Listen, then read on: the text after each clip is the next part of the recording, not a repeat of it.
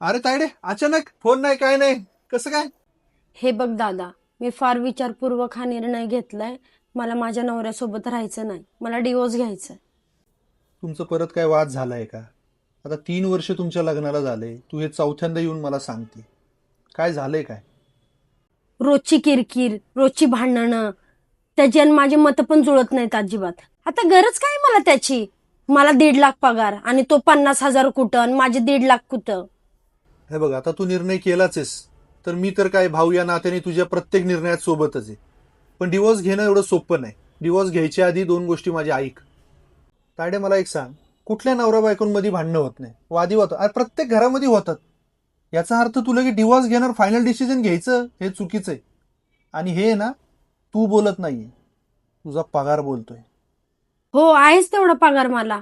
आणि माझा पगार बघून कुठलाही मुलगा माझ्यासोबत लग्न करायला तयार होईल.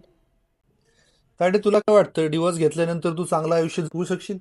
एवढं सोपं नाहीये ते. लोक तुझा वापर करतील, पण साथ द्यायला कोणी येणार नाही.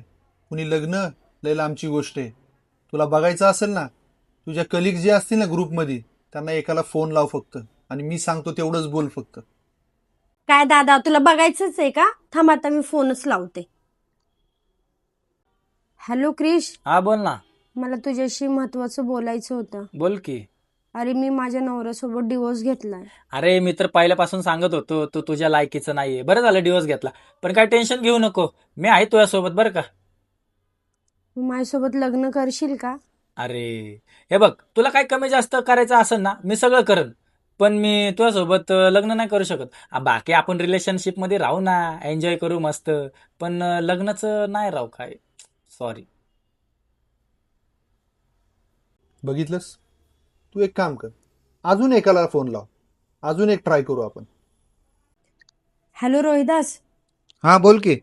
मला तुझ्याशी बोलायचं होतं. अरे बोल बोल. माझा डिवोर्स झालाय नवऱ्यासोबत. हो का? अरे बरं झालं, नाहीतर तुझ्या त्या लायकीचाच नव्हता. तुला तर माहिती आहे ना, मला पगार चांगला आहे, मी वेल सेटर आहे, माझी प्रॉपर्टी आहे. मग तू माझ्यासोबत लग्न करशील का? हे बघ, आपण आहे ना रिलेशनमध्ये राहू, लग्न म्हणजे मला जमणार नाही. बघ तायडे, मला तुला हेच दाखवून द्यायचं होतं. डिवोर्स झाल्यानंतर तुला बाहेरची दुनिया आहे ना, खेळणं म्हणून वापरतील, वापरायची वस्तू म्हणून वापरतील. लग्न कोण करणार नाही. आणि नवऱ्या नावाचं जे कवच आहे ना, हे कवच तुला नेहमी प्रोटेक्शनच देत राहील. त्यामुळे डिवोर्स घ्यायचा का नाही, हा तुझा तू ठरव.